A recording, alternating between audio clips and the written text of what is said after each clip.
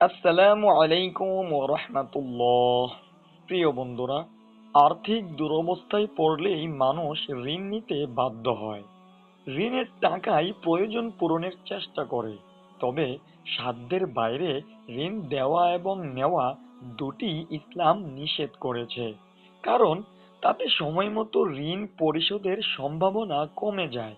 এর ফলে ঋণদাতাকে যেমন হতাশাগ্রস্ত হতে হয়, তেমনি ঋণ গ্রহীতারও আত্মমর্যাদারও অনেক ক্ষতির শিকার হতে হয়। প্রিয় বন্ধুরা, এমনই এক ব্যক্তি একবার হযরত আলী রাদিয়াল্লাহু তাআলা আনহুর কাছে এলেন ঋণ পরিশোধের জন্য কিছু অর্থ বা কিছু সাহায্য চাওয়ার জন্য। হযরত আলী রাদিয়াল্লাহু তাআলা আনহু তাকে বললেন, রাসূলুল্লাহ সাল্লাল্লাহু আলাইহি ওয়াসাল্লাম আমাকে কয়েকটি শব্দ শিখিয়ে দিয়েছেন। আমি কি তোমাকে সেটা শিখিয়ে দেব? যদি তুমি সেটা পড়ো, তাহলে মহান আল্লাহ সুবহানাহু ওয়া তাআলা তোমার ঋণ মুক্তির দায়িত্ব নিবেন।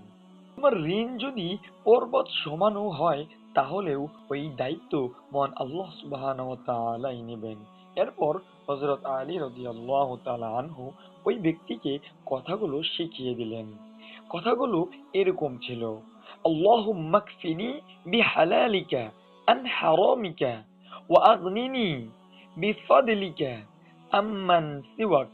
অর্থাৎ, হে আল্লাহ, হারামের পরিবর্তে তোমার হালাল রুজি আমার জন্য যথেষ্ট করো, আর তোমাকে ছাড়া আমাকে কারো মুখাপেক্ষী করো না, এবং তোমার অনুগ্রহ দিয়ে আমাকে সচ্ছলতা দান করো।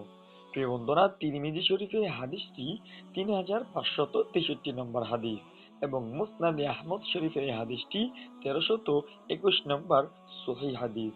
প্রিয় বন্ধুরা, আর্থিক দুরবস্থায় পড়লে মানুষ ঋণ নিতে বাধ্য হয়। ঋণের টাকায় প্রয়োজন পূরণের চেষ্টা করে তারা। চলুন তাহলে জেনে নিই ঋণ মুক্তির আসল দোয়া ও হাদিস। মহানবী সাল্লাল্লাহু আলাইহি ওয়াসাল্লাম আল্লাহর কাছে আশ্রয় প্রার্থনা করতেন, যাতে তিনি ঋণে জড়িয়ে না পড়েন। হযরত মা আয়েশা সিদ্দিকা রাদিয়াল্লাহু তাআলা আনহা বলেছেন, আল্লাহর রাসূল সাল্লাল্লাহু আলাইহি ওয়াসাল্লাম নামাজের পরে দোয়া করতেন, হে আল্লাহ, আমি তোমার কাছে গুনাহ ও ঋণ থেকে পানাহ চাচ্ছি। এক প্রশ্নকারী জিজ্ঞাসা করলেন, হে আল্লাহর রাসূল, আপনি ঋণ থেকে কেন বেশি পানা চান? এই বিষয়টাই কেন আপনার কাছে খুব খারাপ মনে হয়? রাসূলুল্লাহ সাল্লাল্লাহু আলাইহি ওয়াসাল্লাম জবাব দিলেন, মানুষ ঋণগ্রস্ত হলে মিথ্যা বলে এবং ওয়াদা ভঙ্গ করে। বুখারী শরীফের হাদিসটিও 2397 নম্বর হাদিস।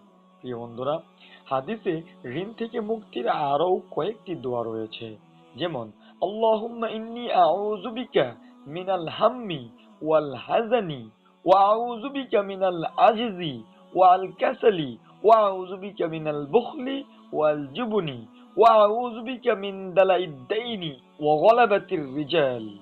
অর্থাৎ, হে আল্লাহ, নিশ্চয় আমি আপনার আশ্রয় নিচ্ছি দুশ্চিন্তা ও দুঃখ থেকে, অপারগতা ও অলসতা থেকে, কৃপণতা ও ভীরতা থেকে, ঋণের ভার ও মানুষদের দমন পীড়ন থেকে।